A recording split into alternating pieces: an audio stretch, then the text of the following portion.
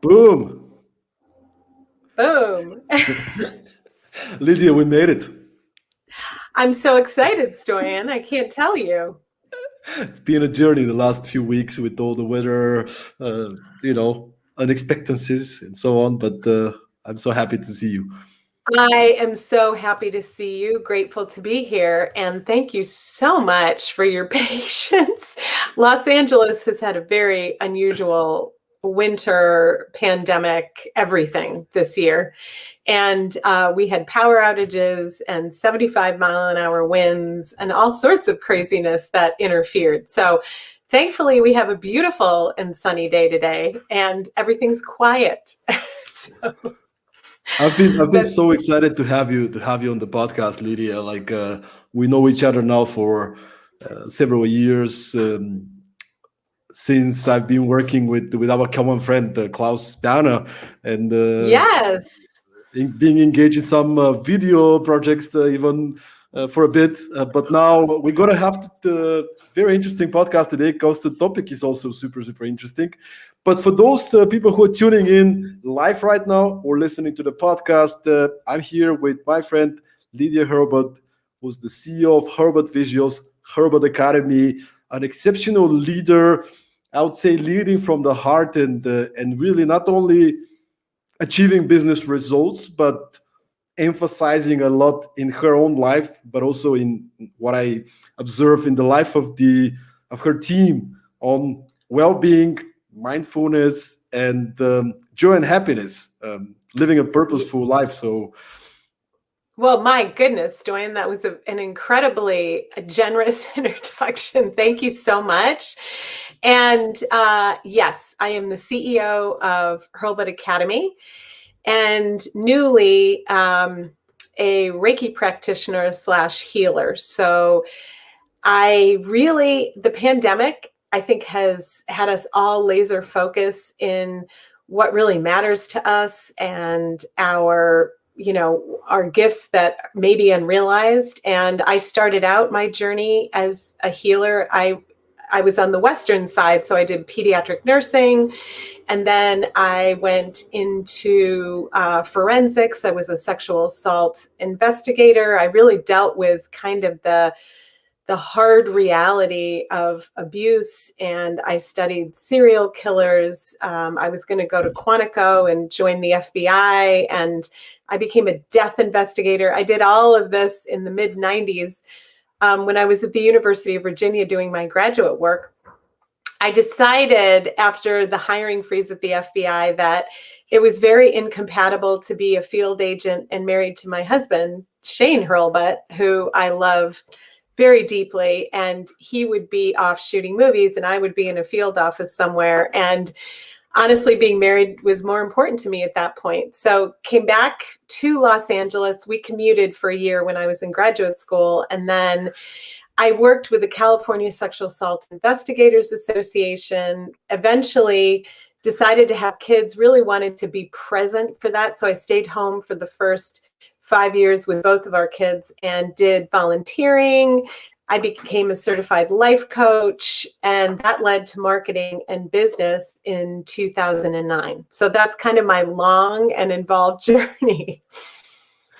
and So you mentioned, and actually, I know both you and your husband, and you mentioned he's in the movie industry, and I'm actually curious from all these backgrounds and stories that you shared.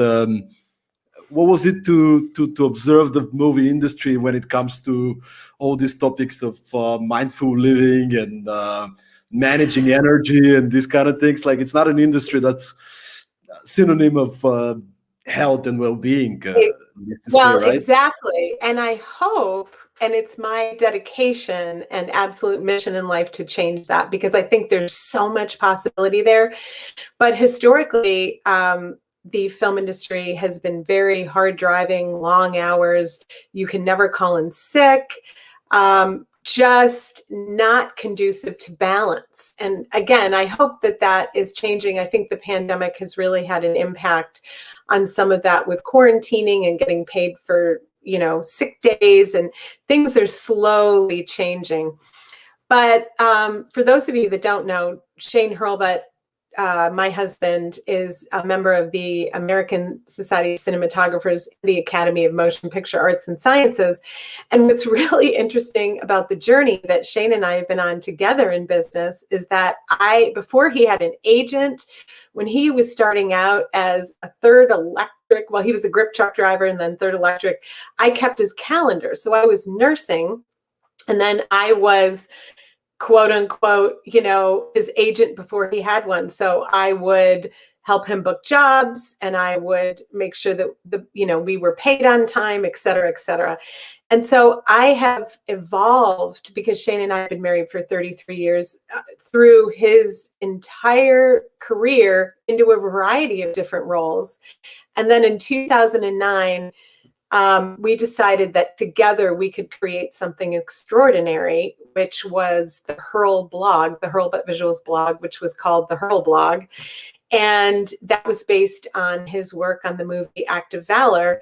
And everything just kind of changed from there, because it was really groundbreaking. And the reason that I decided to even start this business was I saw a God-given talent in Shane in terms of his ability to light, and merging that with his understanding of technology and innovation in the field. And as a result, Shane has really enjoyed teaching and sharing what he's learning as he does it. So our workflow has been, he shoots 1 or 2 movies per year, as he's done for well over 20 years. And then we share the results of everything that he has learned on set. And that's been very, very exciting.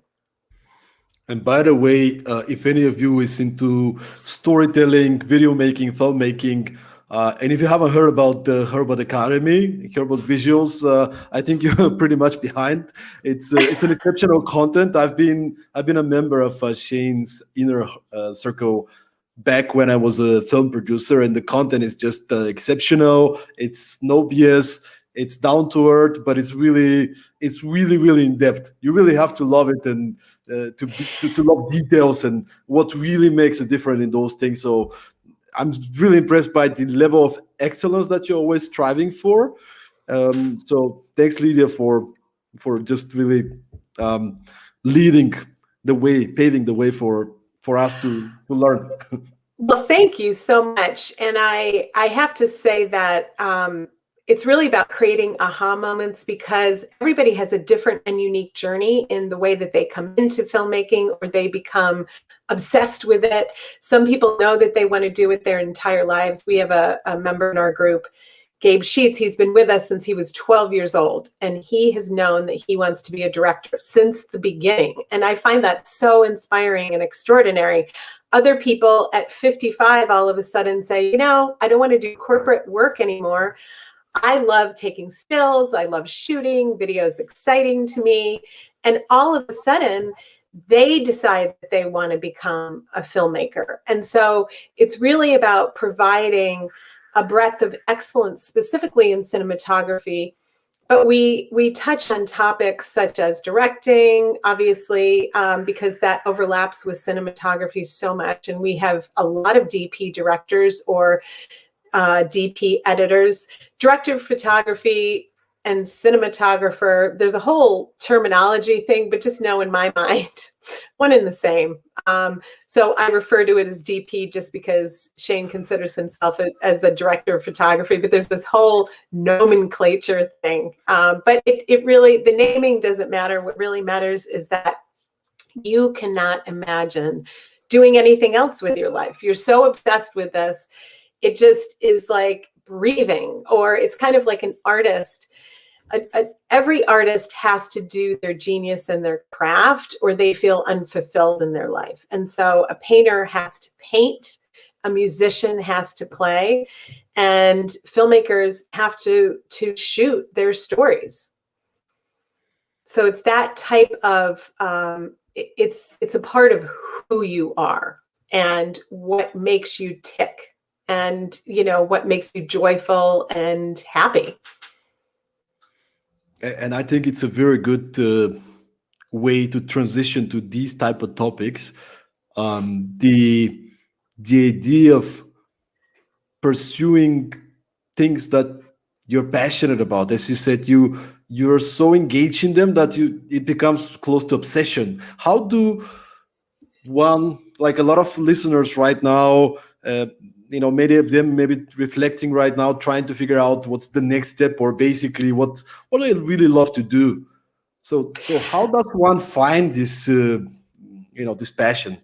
Yes, and that's an excellent question, Stoyan, because as you can tell from my journey, I had a lot of people saying, Lydia, what are you doing now? As though I've tried a lot of different things. And sorry, I'm losing mine. Let me just adjust here.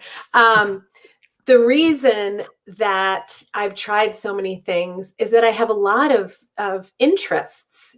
And I was the type of child who really was engaged in a number of different things and didn't know exactly what she wanted to do.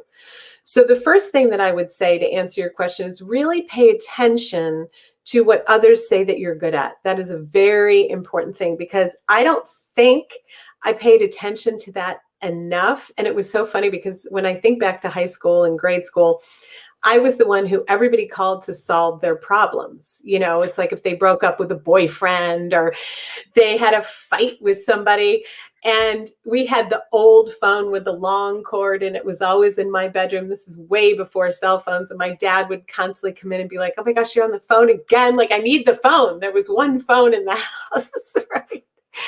And so, what I learned from that, obviously, is life coaching is a very natural skill that has resulted from that, because I'm just able to see blind spots and obstacles very easily, especially when they're not mine.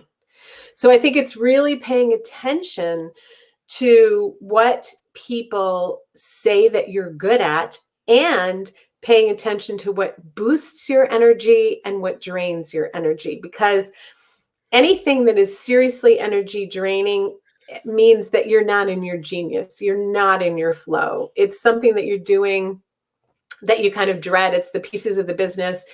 It might be budgeting. Let's say everybody, a lot of people don't see excitement in numbers and the strategy that exists there. I personally love numbers. I love budgeting. I feel like it gives me such control, and it helps me forecast the business very well.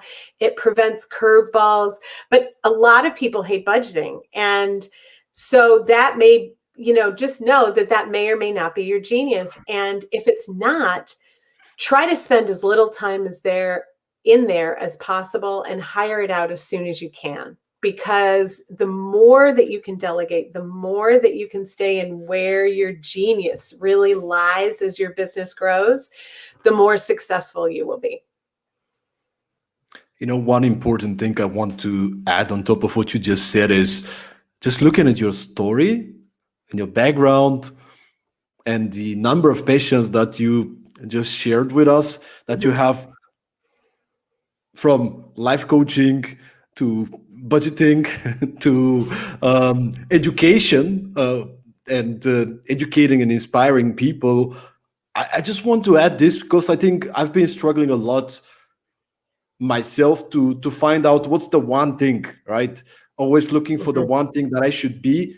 And at some point I realized it's probably not one thing. It's kind of like a package. It's a package of passions that I can put together into a bucket, take this bucket and make a career out of it. I think that's brilliant, because to use myself as an example, I love leading. I love leadership. I love my team. They are my greatest gift. And I think that is one side, one facet to who I am and what I love to do. I love our members. I in terms of like, what's a typical day, I move through so many different roles in the business, from hands-on with the marketing to talking to members to maybe helping them feel inspired about something, to answering a question or providing some feedback on Facebook, to, as I said before, the numbers, and then spending some time healing. My healing is the other thing that I feel is a God-given talent, and I'm now just exploring. And your genius comes to you with what you're meant to be doing. And this is the other important point that I forgot to mention. It comes to you in whispers, and that is through your intuition. And the way that you hear it, if you're really paying attention, is you lose track of time doing whatever you're doing. So when I'm healing, and I've just started Reiki, I love it. I am certified level 1, and I start my level 2 class. I do it on the weekends coming up. And when I am doing that, I lose track of time. It fulfills the spiritual side of my soul. I feel like I'm using all of me in terms of intuition and energy and innate healing and just all sides of myself. And I feel that when I'm leading my team as well. So I think it's paying attention to not only what others say about you, but what you know about yourself, because intuition is internal knowing. And it's making a decision that just to be true, is the right move. And you have to slow down because we spend so much of our lives rushing and running and, kind of racing through. And meditation is the way that we really develop our internal knowing. And it's that listening to that internal voice that really does guide you. And also paying attention. I've had so many moments in my life of serendipity, and serendipity is the universe's way, if you will, of pointing you in the right direction. When things just happen and it's just so easy and it just appears to flow naturally, that you're moving on the right path. When you are hitting roadblocks and everything feels like a struggle and your energy's drained and you're miserable and you're grumbling because you're in negativity, okay, you're on the wrong road, right? And it's time to course correct. And that course correction can be very subtle.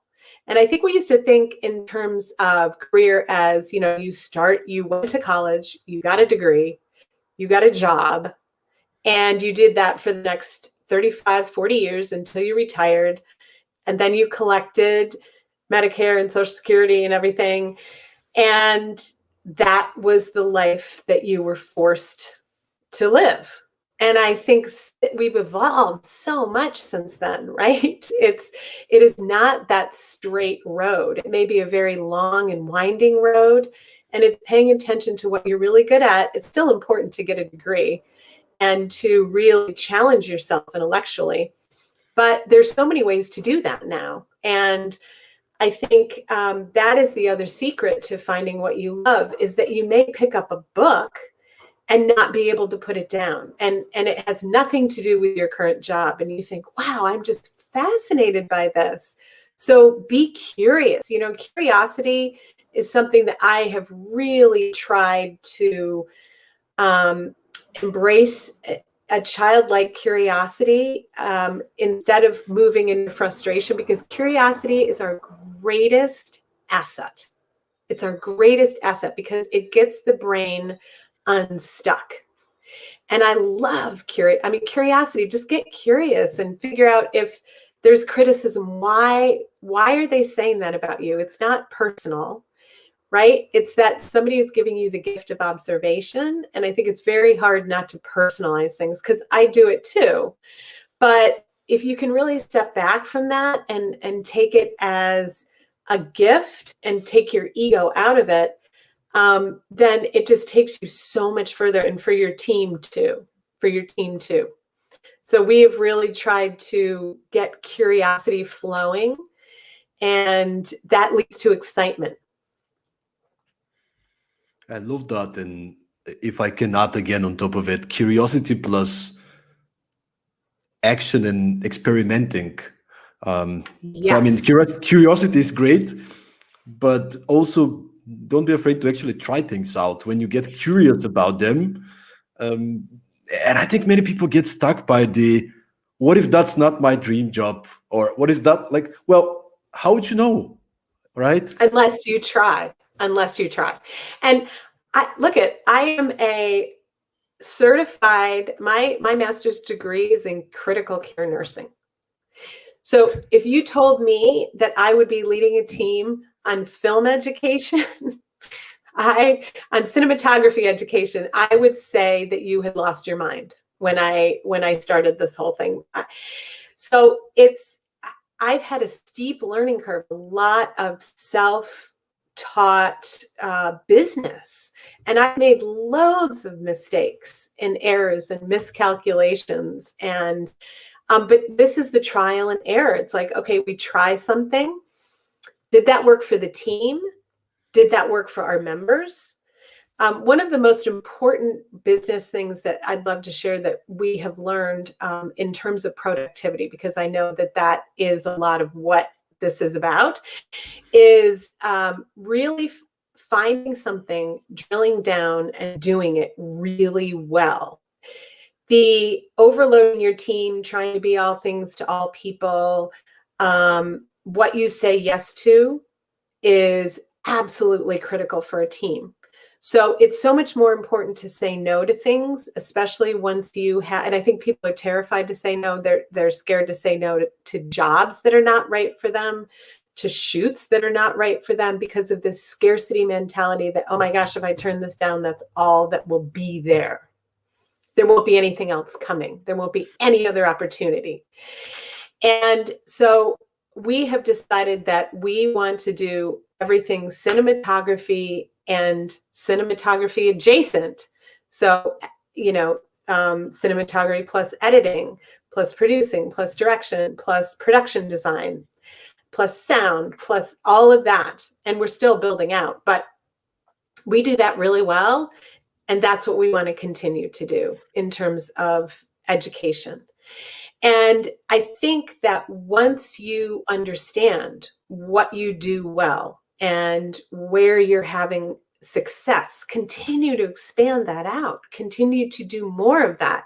And the things that are not working, just let them go. If you're in a joint venture, and obviously you have to follow through, we always follow through, but there's certain ones that were extraordinary and there are others that were okay. And there's some that were very stressful because of communication issues or last minute timelines or whatever it is.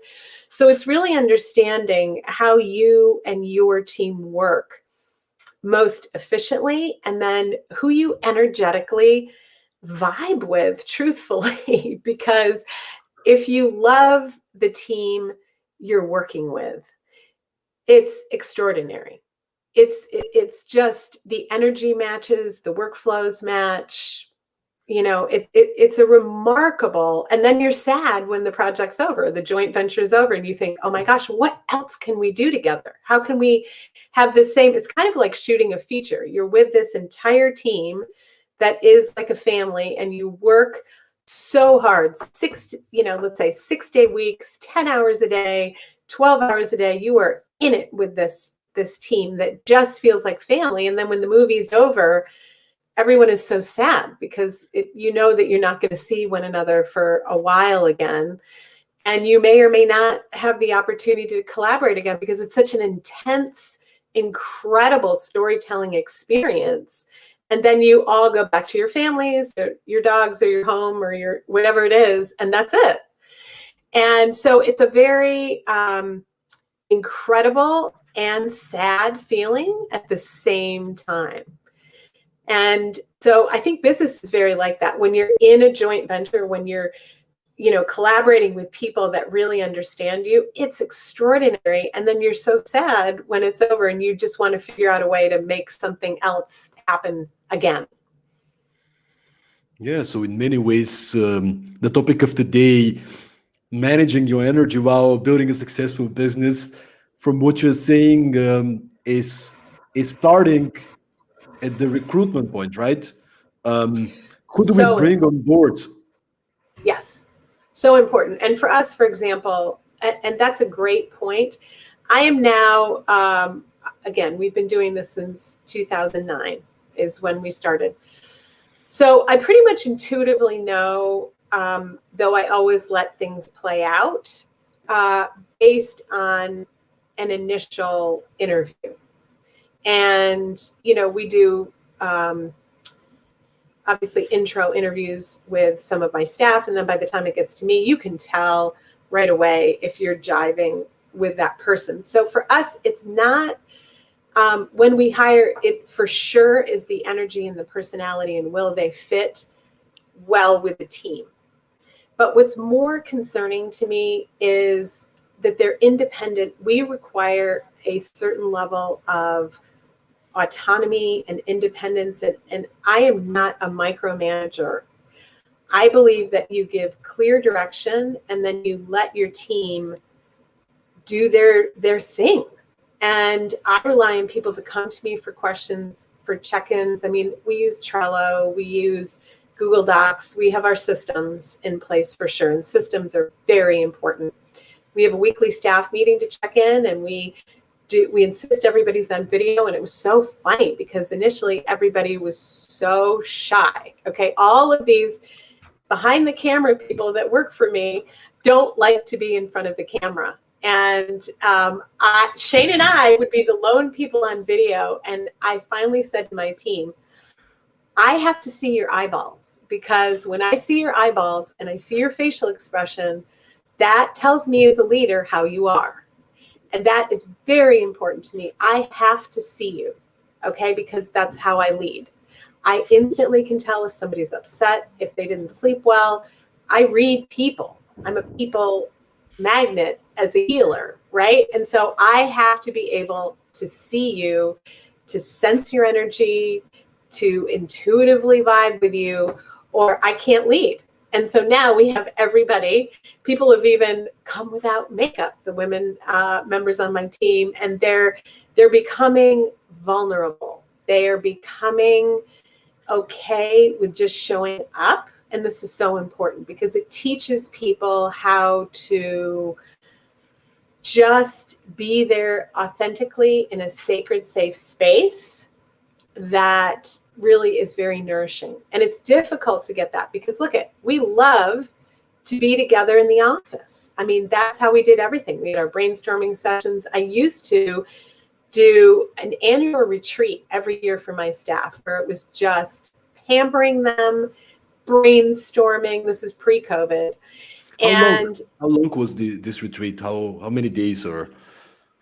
We would usually try to do 2 to 3 days, depending. So not a full week because we're small but mighty, and it was hard for people to take that much time off. We didn't go somewhere that was always my dream, to go to some exotic location, but that became so cost prohibitive to fly everybody there and then put them up.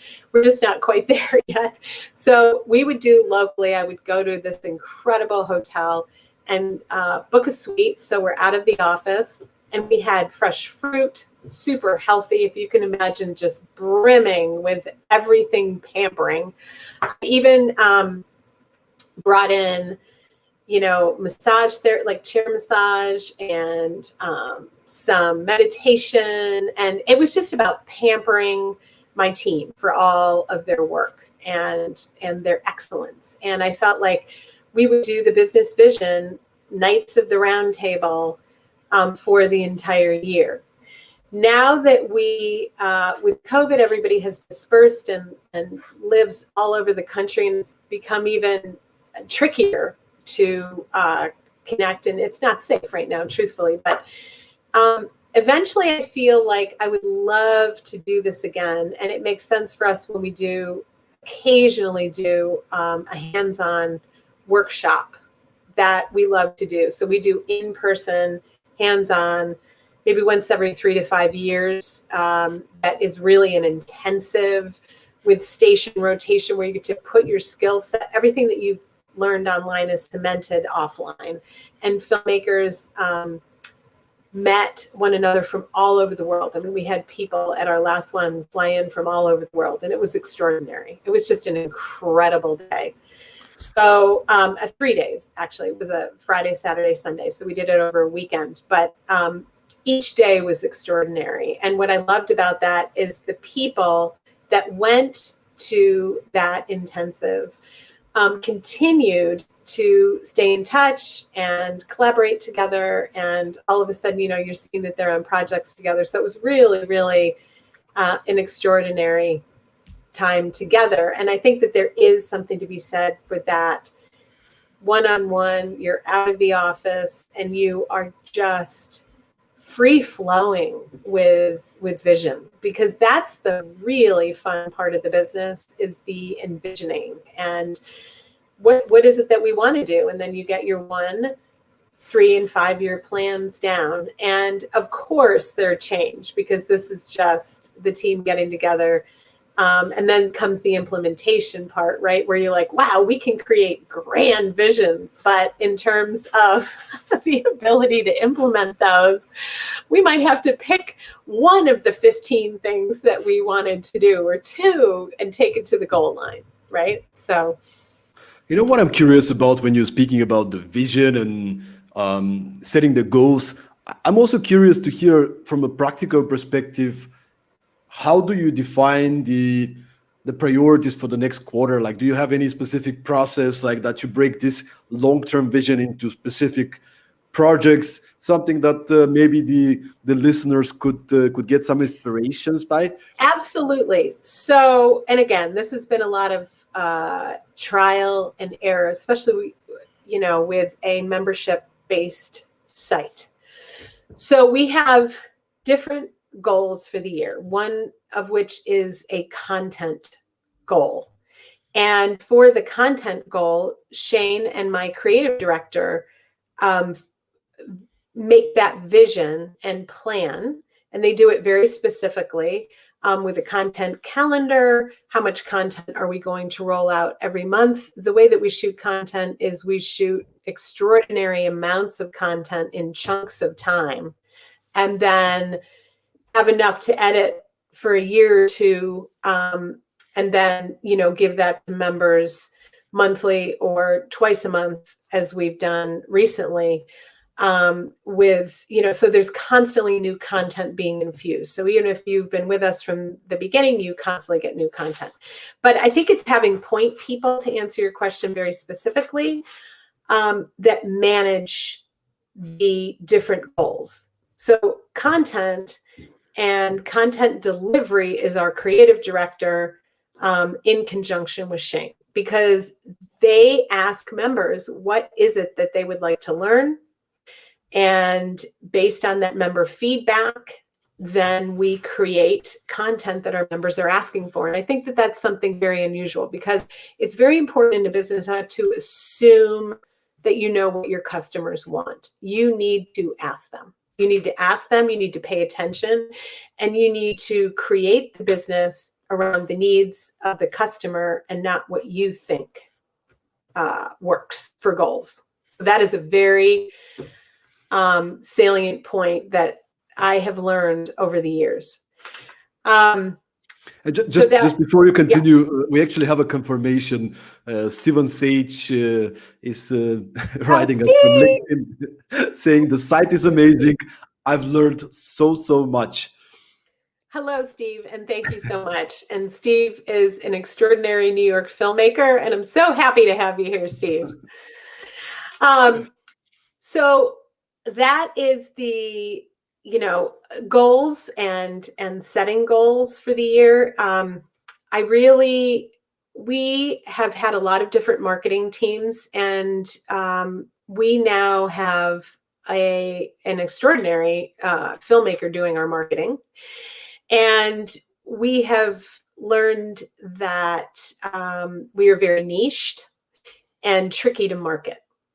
And so you really must have an understanding of Hollywood filmmaking and the process. And I know that marketing is marketing, but the way that we build this business is very customized.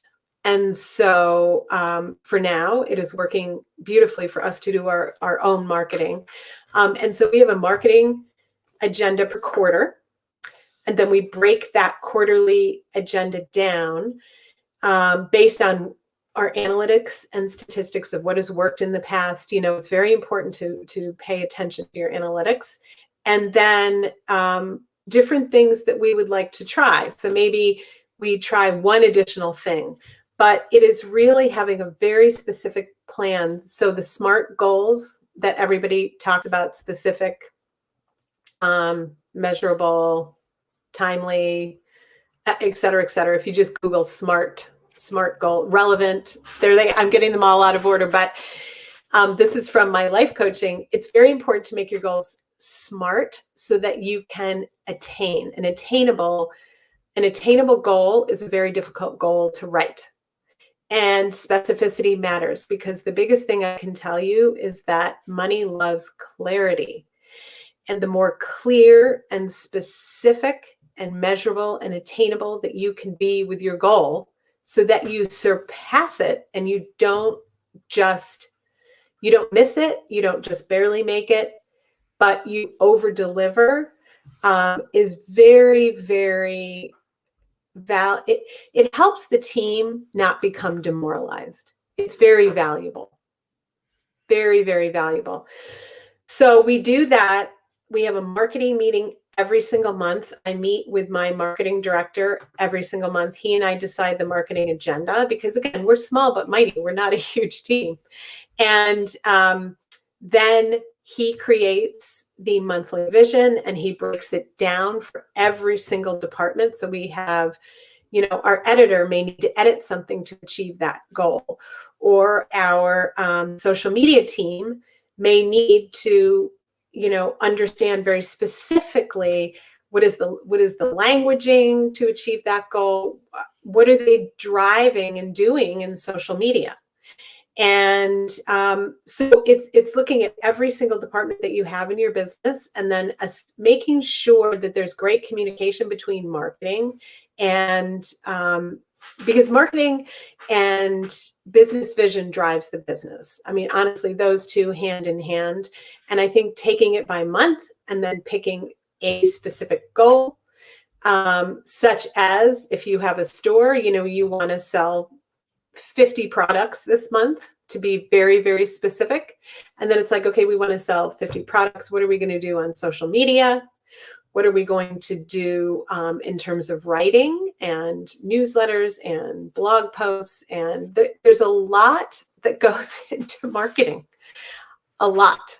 And I have an extreme love and devotion and, people who are marketing. My best friend had a marketing and media company, and I just bow down to her, because marketing is not my genius. And I find marketing very difficult in a lot of ways. And I need to be there. And I show up with the most positive energy, but I don't feel as though I'm good at it. And even though I've studied it, and I've studied it, and it's just not my genius.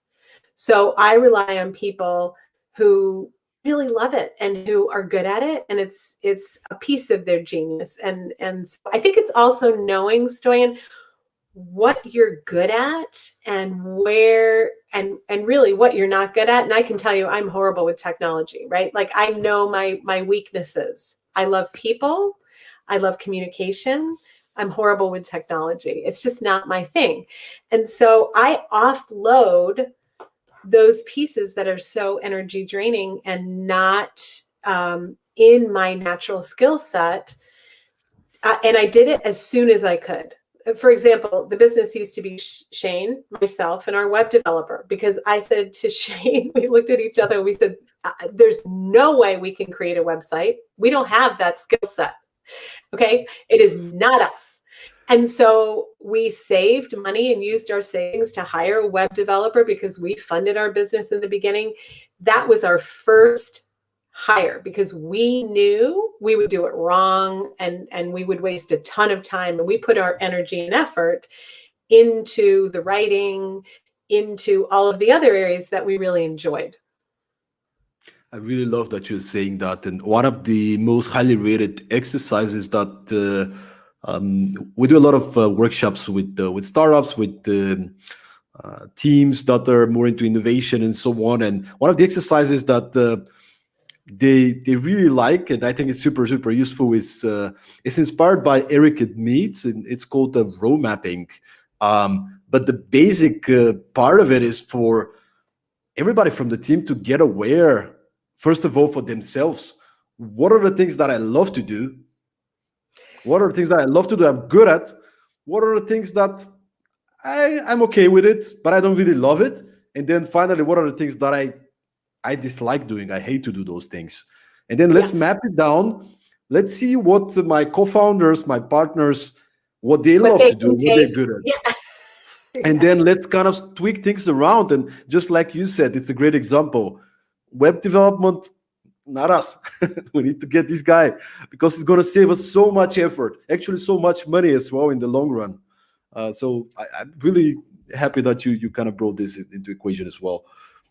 Yes, and that's a brilliant point that you're making, because people don't be scared to spend money and invest in yourself, right? Because I think it's like people get so frightened with money, and there's a real fear, and this speaks to mindset. Mindset is everything, just like core values are everything. And if you're constantly in the mindset of, oh my gosh, I can't afford it, I can't do it, I shouldn't do that, there's a a fearlessness that drives me. It drives me, okay, because it stimulates a part of my brain that creates excitement.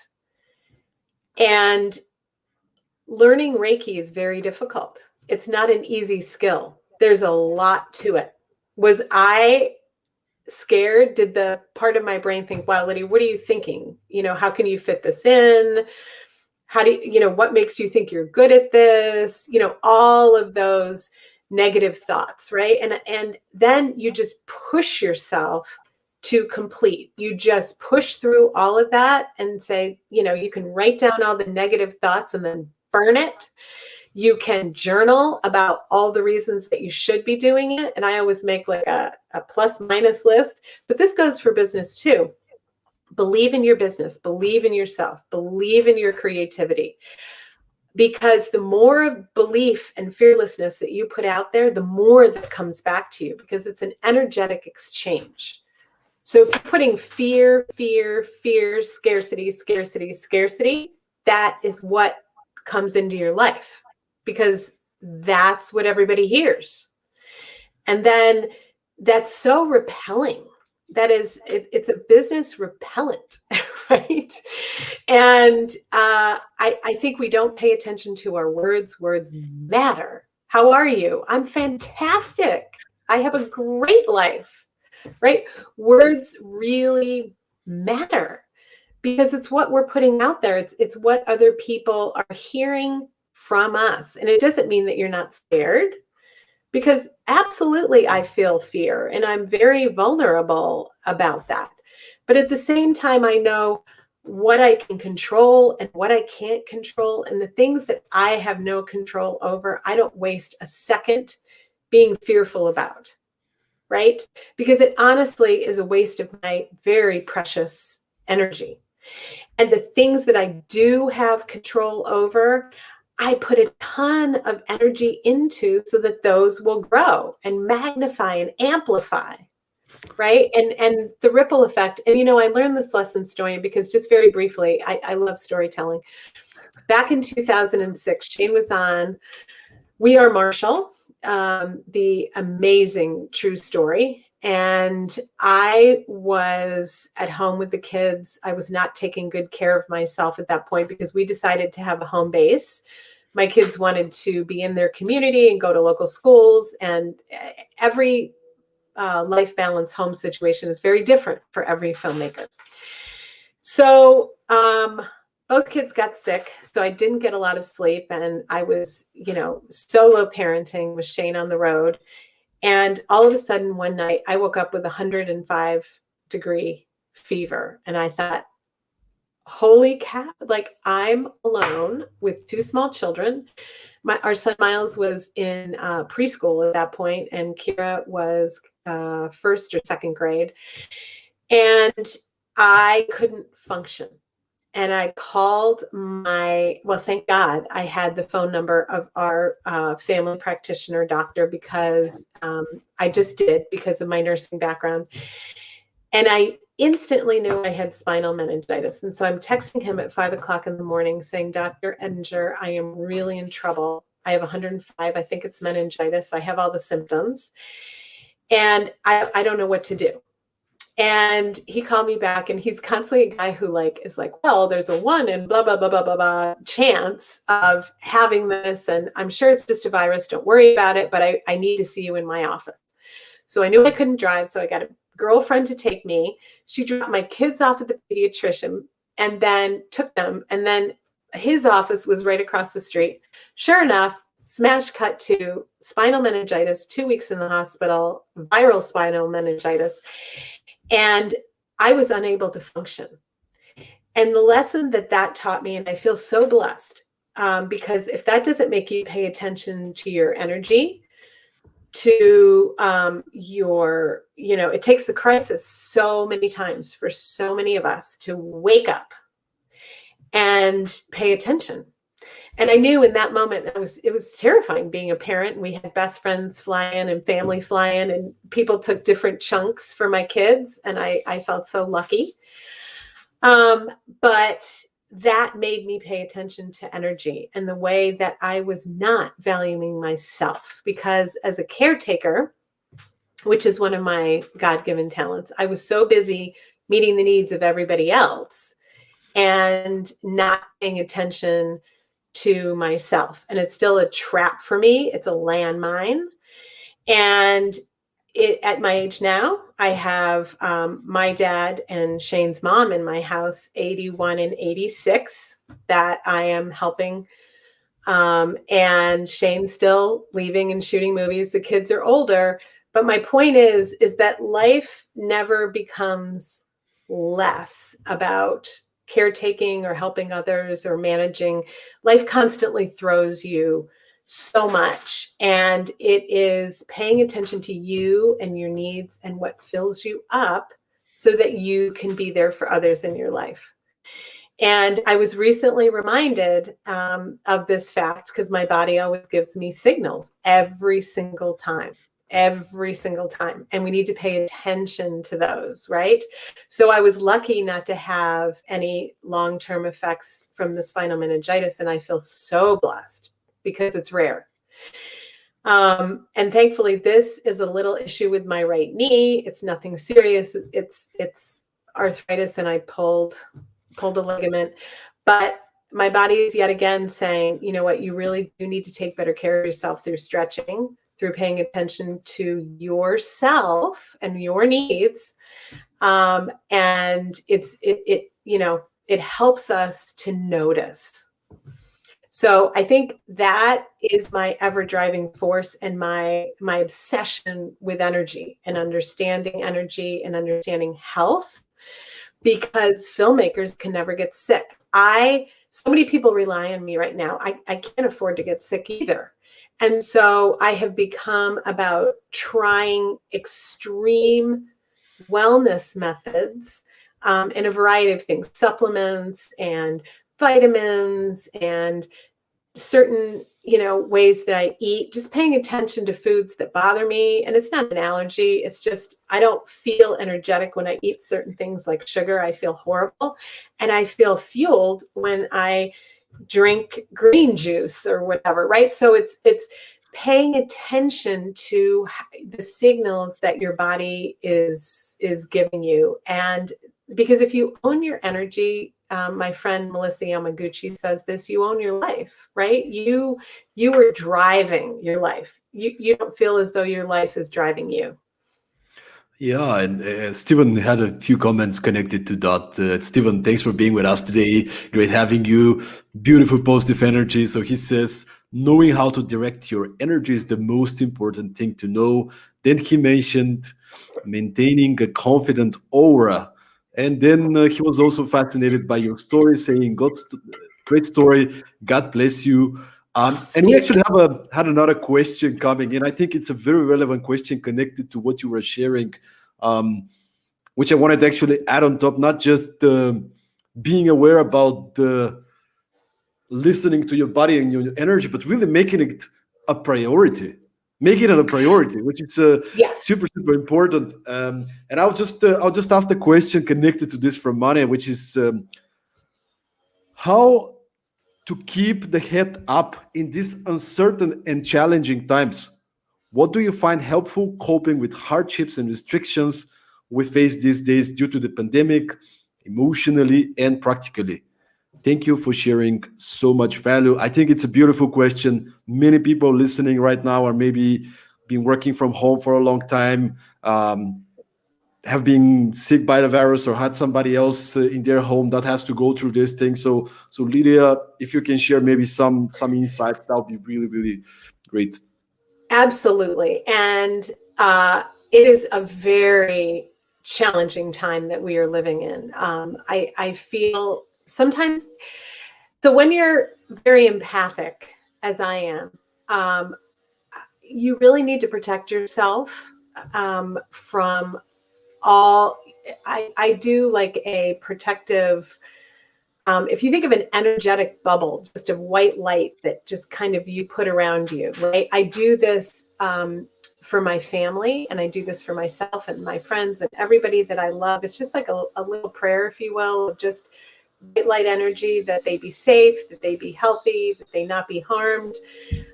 This virus that we are all coping with, I'm terrified of. I feel like it is relentless. It is smart, and it is just picking off those that we love and care about. And we've all been impacted by it. We've had friends that have died of it. And I think what I know to be true is that everything is a mental game. It really is. So I feel fear. I feel sadness. I feel despair at times. But I know that I cannot mentally stay there, because if I stay there, I'm not serving others. So I think it's very important to feel the feelings that you're feeling and to journal them, write them, call a friend, kind of get them out, because we don't want to repress anything that we're feeling, because, you know, I have days where I just sit down and cry because it's all together too much. And it's such a great release. It's a release of the sadness and the despair and the things that I cannot control. I think mental health and mental energy and emotional energy are things that we really need to pay attention to. The suicide rate is way up among our younger population. That scares me, because when you're feeling frightened, sad, just reach out for help. That's the biggest thing that I can say. Don't be ashamed. My son recently had a terrible tragedy of somebody that he knew actually committing suicide, and it gutted us all. It was absolutely gut-wrenching. And I think the reason that people get to that level of despair and feeling as though they don't have any other option or choice is because their mind gets closed down. They're not reaching out for help. They're feeling beyond help. And so I make it a regular practice, because this helps me with my sadness some days, is to just get out of myself and check in with people and say, how are you doing? Whether it's one of our members, whether it's a best friend, whether it's a family member I haven't talked to, but I've really made it an extraordinary effort to reach out more than I ever have in my entire life, because it helps me emotionally. And it helps those around me. And whether it's to somebody that I don't know, like a neighbor, I've had a neighbor across the street that I haven't talked to in years, because we've both been running, and she's traveling, I'm traveling. Okay. And I saw her taking out her trash the other day, and I just said, how are you? How are you? I care. I'm here as your neighbor. You know, I'm sorry we haven't been able to connect so much. What can I do? What can I do? And I ended up bringing her an apple pie around Christmas time that Shane's mom made, who's an Nice. extraordinary baker. And she was like, Lydia, this is the greatest gift. And I'm so grateful. It's that type of connecting. I think that's what this world needs, and sharing our love, sharing our love. And just as a reminder, because this is very important, we have our physical energy, our mental energy, our emotional energy, our spiritual energy, and our boundary layer. And the boundary layer is kind of your aura that butts up against other people. It's what other people sense is your boundary layer. So I think if you understand the different types of energy that exist out there, and then there's the whole chakra system. And I mean, I could go on, and I know we don't have time, but I think that, pay attention to your different layers of energy and where you're struggling. And it might be in the emotional area. And then really look at what can I do to boost that emotional part of myself when I'm feeling low. And meditation is another great thing, because when nothing makes sense, if you can just kind of give it up and try to stop figuring it out and figuring out why did this person die and why did it happen, and that's going down a rabbit hole for yourself of despair, really. And I think if you can just understand that things in life don't make sense, and we have to accept things that we rail against and hate and feel angry about, and all of these different emotions, and then try to calm the mind and reach out to those trusted souls in your life to talk it through, or a professional, a therapist, a psychiatrist, whatever the need is. If you're feeling depression, please, go and get the help, because nobody judges anymore. We're so past that, right? And we just don't want to lose people. I mean, that's honestly how I feel, is that I don't want to lose anybody else. I love people. And America has lost, and the world has lost way too many people with this horrible virus. And it is my wish that everybody feels safe again and can kind of get back to, this is dragged on too long, and this is what is burning our mental health. Really, I really want to, Lydia, that's been beautiful, everything that you said. I really want to emphasize once again, because I think many people staying home, trying to be productive. Like, I work a lot with productivity and performance, but a couple of days ago, we had a live panel discussion with my co-author. And I love what he said. He said, you don't want to push people to be efficient now. It's not about that. People try their best. It's about keeping them alive. It's about being there for them. It's about caring. Everybody's struggling. Guys, everybody's struggling. If you're not at the top of your game, if you're at 60, 50, 40% at the moment, that's fine. Don't beat yourself up. I love that story, because my grandmother's name was Grace, and she was my favorite grandmother. Okay. And her name was Grace Lydia.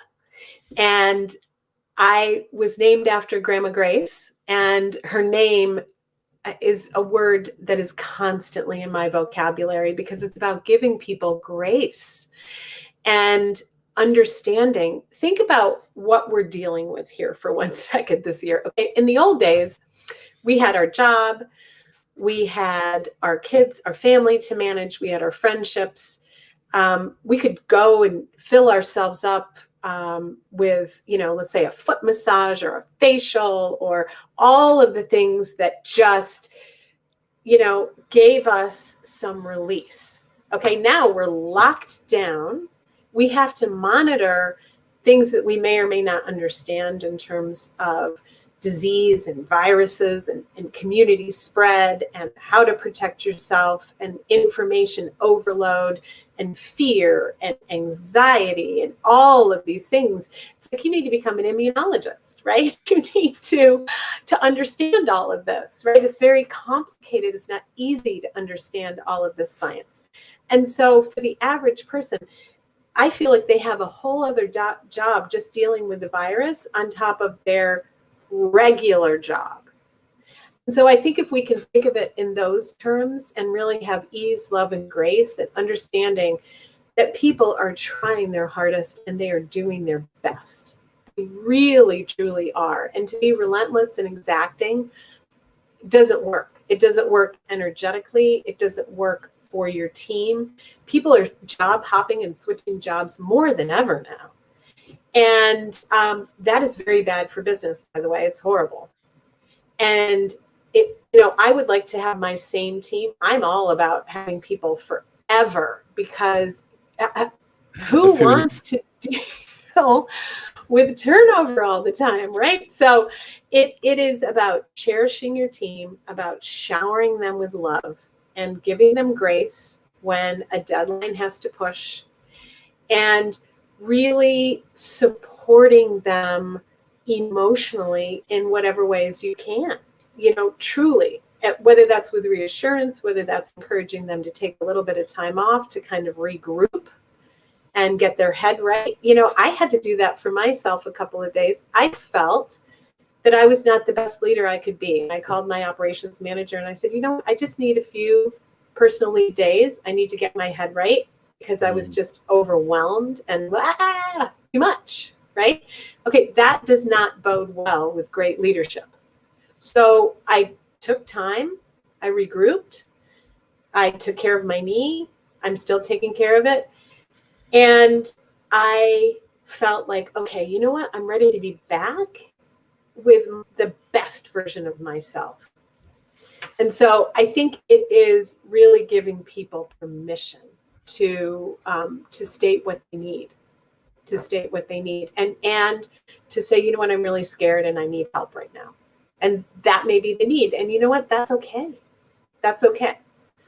So it's meeting people at the heart level on where they are, and just letting them know that you're there and you care. And I love something that you just said, that leadership also comes with the responsibility to take good care of yourself so you can be there for others as well. So just wanted to emphasize on that. The time is going. Lydia, I hope you have extra 5 minutes so we can wrap this thing up. Okay, beautiful. Let's do it. Boom. Stephen, by the way, I just will announce this. Like, Stephen posted the comment. Unfortunately, the virus also. He said the virus is so scary. I just lost yesterday 2 friends. Our condolences, Stephen. So sorry, Steve. In New York, I just happen to know Steve, and I know he's in New York. New York. I love New York. I'm a New Yorker. I'm from upstate New York, and New York has been hit so hard, as have other states. I mean, I'm not singling out. I just know that Steve's in New York. Italy in the world has been just gutted by this virus. And I think, in my mind, there's no logic to it, because you just are the safest that you can be, and you do the best you can, and you say a prayer at night, and you relentlessly hand wash, wear a mask, and stay away from people out of your bubble. But I think that we all need some positive things to look forward to. And you know what? Yes. This is a great thing to end on, Stoyan. So one of the things that I do for myself is I always have something to look forward to. And it could be the tiniest, smallest thing. For example, recently, because travel is one of the things that I love to do. I can't travel now. I really have no desire to travel with 2 elderly people in my home. And so I thought, what can I do? Because I really miss travel. So my high school friends and I, my ride or dies since kindergarten, we have started getting on a Zoom call once a month. And we do this birthday celebration. So whoever has a birthday in that month, we all sing to them, and we just make a big deal about the person. And these are the people that I would go to the end of the earth from, that I normally never had the time to connect with. And all of a sudden, and we're spread out all over the country, but having things to look forward to. It can be as simple as, for me right now, when I really need some soothing, I look at beautiful artwork online, and I look at beautiful crystals. Okay, I don't buy them because I don't have the budget to buy them, but I look at the beauty. I go outside for a walk in nature. I listen to my son play his guitar because he's so extraordinary, and I'm his audience and he's pretending to be a rocker. You know what I'm saying? I dance. I laugh so hard. I call my friends that make me belly laugh, and we literally get on and laugh until we cry. And I think that it's those simple things in life that just fill your soul. Whatever it is to fill you up, feed your soul, make you feel better, make you feel a little bit normal, is really having something to look forward to. My grandmother taught me that from the time that I was little, is build it into your schedule every week. I love it. Lydia, I love all those suggestions. Would you like to answer the final question from the audience before we wrap up? I would love to. Okay, we have German. I hope I pronounced it well. Yes. So great question, a little bit of a different topic, but I think it's a great question. So Lydia, how do you anticipate new trends as a leader? For example, when you started the Hurlbut blog, you were clearly ahead of the curve. Are there any principles you can share for staying on the cutting edge? Excellent question. I love this question. And anticipating new trends is kind of like having a crystal ball.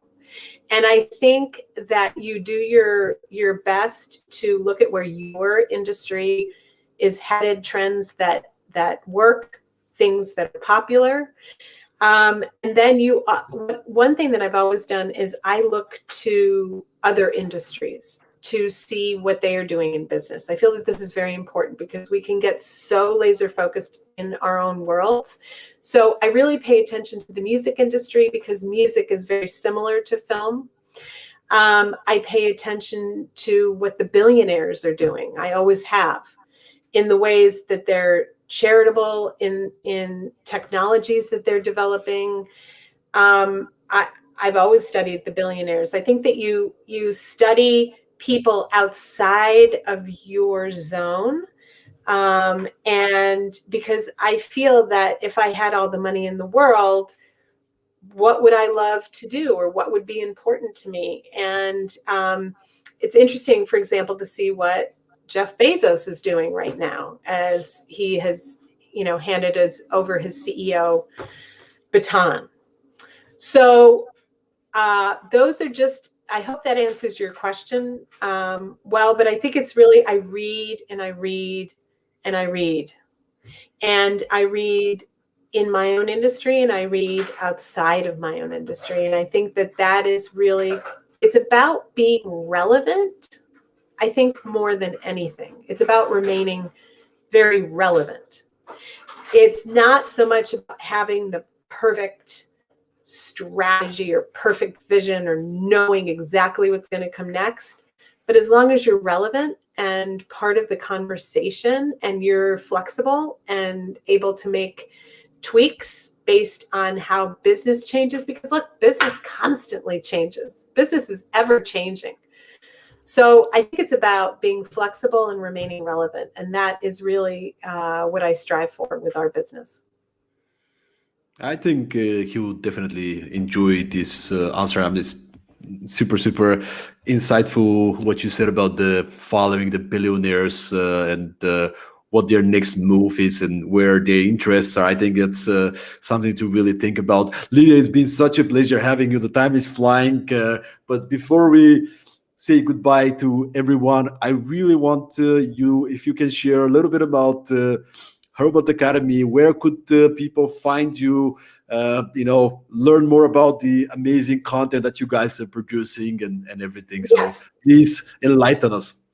Okay, great. So we love filmmakers and we love education. And Hurlbut Academy is about creating exceptional cinematography online. So you can find us at hurlbutacademy.com. You can also follow us on YouTube. We have a YouTube channel, Hurlbut Academy. Obviously, Instagram, where every filmmaker loves to be, Hurlbut Academy Instagram. We are about creating a ripple effect for filmmakers, and that really is through extraordinary education and then a vibrant community that is like a global film family. It's loving, supportive, connecting, job referring. It's just, I think we have something uniquely special, and I love our community, and they're changing the world, and they're changing their own lives through their hard work and their dedication to themselves. And that is so exciting. So please come join us. We would love to have you check out what we have. And if it's a good fit, awesome. We'd love to have you. And I would just like to thank you so much, Stoyan, for just getting to know you better through this opportunity on being on your show. And I love what you're doing, and I love what you're creating, and you're shining a light on productivity and business and connectedness in a variety of different guests. And I personally have learned so much from listening to your other episodes. And so keep going. I can't wait to see what else you're going to do. So it's exciting. Well, thank you so much, Lydia. As a former member of Shane's Inner Circle and your products, guys, in the community, I can only say, wow, it's some of the best filmmakers out there, but really heart-driven, purpose-driven, people who want to share. You have a question, there's like several people immediately, everybody wants to help out. And I think it's all about this. I mean, no matter the industry we're in, it's about creating these communities of people that are all about support and helping each other, growing together, pushing each other to the limit in terms of greatness and what we're capable of doing. So very, very grateful to have you on the show, Lydia. What a pleasure. And I'm sure this is one of many occasions we'll have to spread positive vibe and good I energy. hope so. I hope so. And to everybody out there, thank you so much. And hugs and love from all of us. Thank you so much, guys, for listening, and see you at the next episode of Coffee and Productivity.